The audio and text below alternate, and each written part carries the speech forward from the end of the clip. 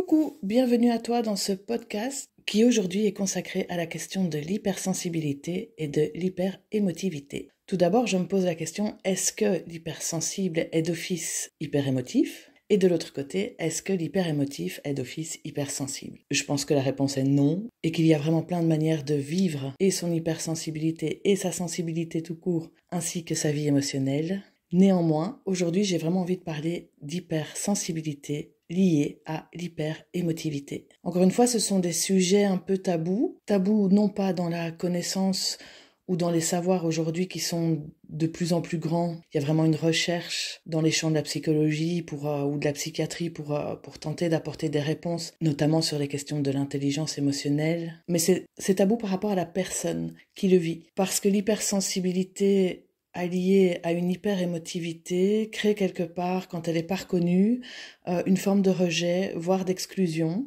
Et la personne qui vit son hyperémotivité à travers son hypersensibilité peut se retrouver dans des postures intérieures de mal-être très profond, avec finalement une hyperémotivité qui se retourne contre la personne. Quand l'hyperémotif, hypersensible est reconnu comme tel, même si ça va quand même devoir être un travail intérieur de s'accepter comme tel, ce sont des personnes qui ont pu grandir en entendant « tu es trop sensible »,« oh toi tu es comme ça, tu réagis comme ça », mais néanmoins c'est accepté, la personne est acceptée. Quand l'hypersensible, l'hyperémotif n'est pas accepté, tu es trop émotif, tu es trop sensible, jusqu'à parfois subir une espèce d'annihilation totale de la personnalité de l'enfant, de la personne, c'est quelque chose qui finalement se vit à l'intérieur, qui ressort à certains moments clés dans des disputes, par exemple des difficultés relationnelles avec l'extérieur, mais c'est quelque chose qui peut facilement se retourner à l'intérieur de la personne.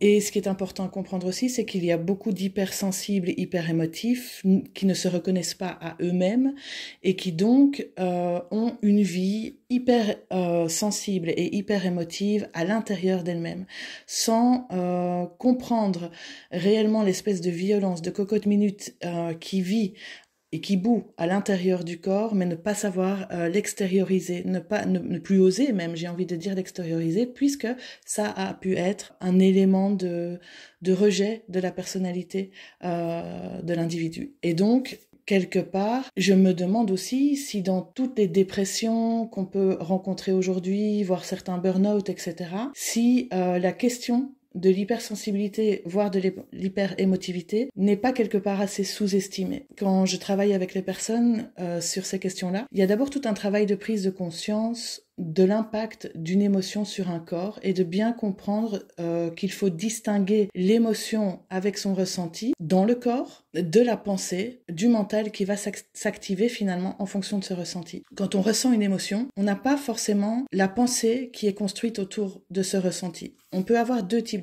d'émotions. Une émotion qui est elle-même le déclencheur, c'est elle-même le stimuli et qui va apporter une réponse mentale, ou alors une pensée, un champ mental activé qui, du fait de sa pensée, va générer un champ, une activité émotionnelle. Il faut bien distinguer les deux. Néanmoins, que ce soit l'un ou l'autre, l'émotion, elle se ressent dans le corps. Quand on est parfois enfermé dans une hypersensibilité, j'ai envie de dire négative, parce qu'on ressent plutôt les choses négatives qui nous entourent et qu'on ressent finalement ces sensibilités, on va dire ça comme ça, dans le corps, cela va générer des émotions et ces émotions vont générer un ressenti dans le corps. On le ressent dans le corps. Quand on est exposé à des champs de ressenti, j'ai envie de dire négatifs, qui se répètent dans le temps, quelque part notre corps encaisse des stimuli, des ressentis négatifs et ça peut poser problème avec l'accumulation et la répétition dans le temps. Quelle que soit la manière dont l'émotion est ressentie, si c'est activé par un champ mental négatif, une activité mentale négative, on envoie des informations à notre corps qui sont comme des pics, des petites décharges qui, au fil des répétitions, en fait, impactent beaucoup plus profondément que ce qu'on pense notre corps. Et donc, il est bien intéressant de pouvoir distinguer l'émotion, le ressenti de l'activité mentale qui est générée à travers cette émotion, ou à l'inverse, est-ce que mon émotion est alimentée par mon activité mentale ? À partir de ça, je peux déjà comprendre et agir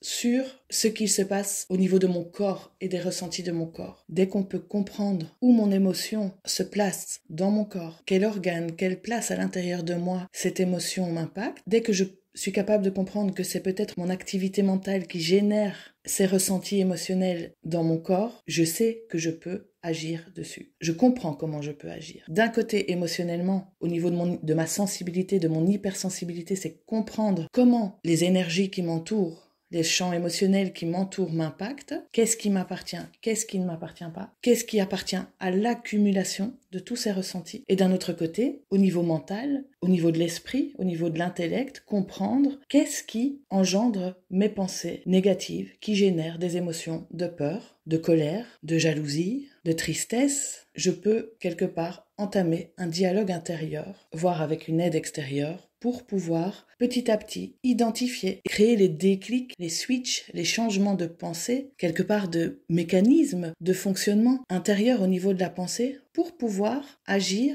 mentalement, cognitivement et créer finalement une autre manière de penser qui va de soi générer d'autres états émotionnels. En agissant aussi sur la compréhension de ces émotions. Pourquoi je ressens ça? Pourquoi ça revient tout le temps? En s'acceptant dans sa sensibilité, son hyperémotivité, son hypersensibilité, en osant sortir, exprimer. Je me rappelle que par exemple, moi j'ai beaucoup été enfermée dans de la colère, et le fait que mon entourage ne me laissait jamais exprimer ma colère, c'est vrai que c'était très démesuré, mais le fait que je n'étais pas reconnue dans cette colère, en fait, ne faisait qu'amplifier la colère en moi. Dès que la personne à côté de moi, elle peut ne pas être d'accord, attention avec ce que je suis en train de faire, mais reconnaît ma colère, me laisse exprimer ma colère, on parlera avec Alex après, eh bien à ce moment-là, ça redescend tout de suite. Et c'est ça, idem pour la tristesse. En fait, quand ma tristesse n'est pas reconnue, ça amplifie cet état émotionnel que je vais retourner contre moi, en fait, et qui va générer de la culpabilité, qui va générer des états intérieurs vraiment qui peuvent aller parfois jusqu'à installer des états de dépression, parce qu'en fait, il y a cette non-reconnaissance extérieure de mon état, de ce qui m'a mis en colère, et c'est en général une injustice, quelque chose qui me révolte, ou qui n'est pas juste au moment, dans le champ relationnel qui n'est pas juste, c'est quelque chose, puisqu'il y a non-reconnaissance, qui va se retourner contre moi. Et ce n'est qu'à partir du moment où j'ai compris que la première personne qui devait se reconnaître à ça, c'était moi. Alors c'est facile à dire, mais pas facile à faire pour tout le monde. Là, il y a quelque chose qui a commencé à s'ouvrir, parce que j'ai été capable de m'exprimer à l'extérieur de manière affirmée. C'est-à-dire, d'un côté, je travaillais sur comprendre mes émotions et créer l'équilibre en moi. Je manquais de self-control, j'étais très impulsive.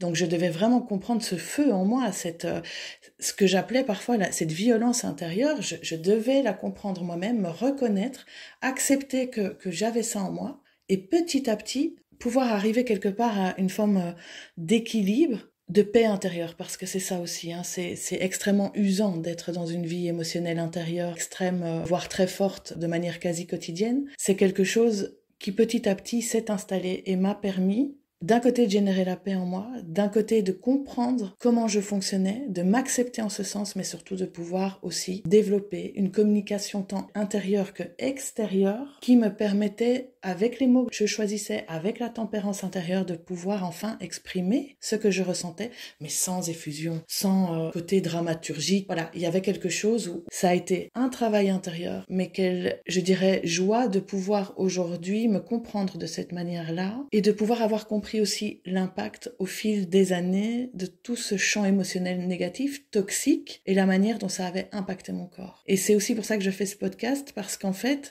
on néglige, je pense, l'impact d'un champ émotionnel, de champs de ressenti qui atteignent le corps de manière telle qu'à un moment donné, j'ai dû accepter aussi que j'étais épuisée. Que ce soit dans le refoulement de certaines choses, mais dans le fait de vivre ces choses à l'intérieur de moi, à l'époque d'être en crise, en colère, etc., parce que j'avais plein d'incertitudes sur le monde, parce que je ne comprenais pas forcément les mécanismes des êtres humains, dont moi-même autour de moi. J'avais une grande culpabilité dans mes impulsivités, etc. Ça se retournait contre moi. Après, je regrettais profondément ma réaction extrême. Et donc, à un moment donné, il ne faut pas négliger l'impact de notre vie émotionnelle sur notre corps. Il y a quelque chose qui dit qu'une émotion passe et dure 7 secondes. Et quand je vis une émotion, je prends le temps de l'accueillir dans mon corps. Que ce soit une bonne émotion positive, une émotion haute ou une émotion basse, j'apprends à écouter mon corps. Où est-ce qu'elle va? Et je remarque vraiment à quel point ça fait du bien d'être dans des émotions hautes. Mon corps est en demande finalement d'émotions hautes. Et au plus je vais activer mon champ mental, mon esprit, mon intellect à générer des émotions hautes tout en me protégeant, parce que je sais en tant qu'hypersensible qu'il y a des lieux, des endroits où je ne suis pas forcément bien. Faire un tri dans mon entourage aussi, ça m'a demandé de faire ça. Dès que j'arrive à vraiment créer ces champs vibratoires hauts finalement, être à l'écoute de mon corps, je me rends compte que petit à petit, sans même m'en rendre compte, eh bien finalement ça va de mieux en mieux en fait. Donc non seulement une émotion, quand elle passe, elle dure 7 secondes, et donc ça veut dire que si ça dure plus, c'est notre champ mental qui s'est actionné et qui nourrit ce champ émotionnel. Hein. Ça dure 7 secondes. Et ce qu'il est important aujourd'hui de travailler au niveau intérieur, c'est 3 types d'intelligence finalement. C'est l'intelligence de l'esprit, l'intelligence du cœur et des émotions et l'intelligence du corps. Quand ces 3 clés quelque part sont réunies, on a une conscience de soi, un regard de soi lucide, éclairé, qui nous permet d'aller à la recherche et de développer des mécanismes intérieurs qui vont nous permettre d'aller vers des vibrations hautes. Ce qui est très important pour avoir un quotidien apaisé, pour pouvoir nous réaliser, nous sentir épanouis. Ces 3 intelligences-là, encore une fois, c'est quelque chose qu'on peut apprendre aussi dès l'enfance, à nos enfants. La capacité de pouvoir développer un champ de l'esprit, un champ spirituel tel qu'il harmonise le champ du cœur, le champ des émotions, qui harmonise lui-même le champ du corps. C'est un équilibre qu'on ne nous apprend pas, et il faut avouer que le contexte dans lequel on vit aujourd'hui, mondial, hein, j'ai envie de dire, il y a de quoi générer des états émotionnels de peur, en termes de sens, qu'est-ce que je fais ici, en termes même de travail, à quoi je participe, qu'est-ce que je fais, comment je me sens, qu'est-ce que ça génère, ma vie financière, etc. Il y a vraiment il y a un contexte qui fait que on pourrait profondément anxiogène, j'ai envie de dire, et qui génère de la peur. C'est important aussi, je pense, j'ai oublié de préciser ça en tant qu'hyper émotif, de pouvoir se prendre conscience qu'à un moment donné, de quoi on ne sait pas sortir, c'est du fait que ce sont nos émotions qui nous dirigent. Quand on est hyper émotif et de plus hyper sensible, etc., il y a un moment donné où nos émotions nous gouvernent. Et c'est de ça qu'il faut sortir, en fait. Il y a quelque chose au-dessus de nous, qui est le chef, en fait, entre guillemets, l'autorité, notre autorité suprême intérieure. Et c'est elle qui peut remettre de l'équilibre et apaiser ce champ émotionnel, cette vie émotionnelle, pour pouvoir remettre de l'équilibre et un alignement, finalement, dans nos vies intérieures. Et c'est cet apaisement intérieur qui va permettre une forme de libération. C'est vraiment un ressenti, en vous le disant, j'en parle, je le vis intérieurement là, c'est une libération intérieure, c'est un allègement. Avant ça, j'avais comme une chape et j'avais l'impression que je devais soit toujours pousser ou tirer, il y avait comme une lutte intérieure très forte qui créait un champ assez lourd en moi. Et vraiment de pouvoir arriver à me comprendre et à m'écouter d'où provenait cette colère, etc., et de comprendre ce processus, ces mécanismes, ce que ça avait généré en moi, j'ai pu finalement accéder petit à petit à une libération, et aujourd'hui je dirais une forme vraiment de légèreté intérieure. Ça a été aussi le travail d'un détachement, apprendre le détachement, apprendre la décentration de soi, apprendre à ne pas tout prendre sur soi et finalement me situer moi par rapport à l'autre, par rapport au groupe, et de pouvoir me réfléchir en tant que personne à part entière dans un environnement, dans un monde. Et ça aussi, ça a été quelque chose qui a été profond. Je ne pouvais pas m'analyser qu'à partir de moi. Il fallait que je me comprenne à partir d'un tout et dans le tout et faisant partie du tout. Et c'est aussi pour ça que je pense qu'on néglige aujourd'hui un petit peu ce que Boris Cyrulnik va appeler aujourd'hui la pensée pauvre. C'est de pouvoir vraiment se réveiller à une vie intellectuelle qui réfléchit, qui pose des questions et qui remet en question. Parce que ça aussi, c'est important. Il y a parfois des frustrations émotionnelles intérieures du fait qu'on nous impose des choses qu'on n'ose pas remettre en question. Et on peut remettre les choses en question à partir du moment où on a vraiment une connaissance éclairée sur cette chose en question. Sinon, on ne fait que créer du vent, en fait, et blablater sur des choses qui ne sont pas pertinentes. Aujourd'hui, c'est très important, surtout à l'ère d'Internet, etc., d'oser se poser des questions, d'oser remettre en question, mais c'est d'abord à l'intérieur de soi. Et de se trouver à l'intérieur de soi, de s'affirmer à l'intérieur de soi, avant même de penser de l'exprimer à l'extérieur. Et pouvoir s'observer aujourd'hui dans une forme de libération émotionnelle, c'est quelque chose qui est particulièrement salvateur. Et c'est quelque chose qui n'est pas à négliger. Quand on vit des choses à l'intérieur de soi qu'on ne comprend pas, c'est vraiment de se réfléchir à partir de sa vie émotionnelle. Comment est-ce que je fonctionne intérieurement, tant du point de vue de ma sensibilité ou de mon hypersensibilité que du point de vue de l'expression de mes émotions.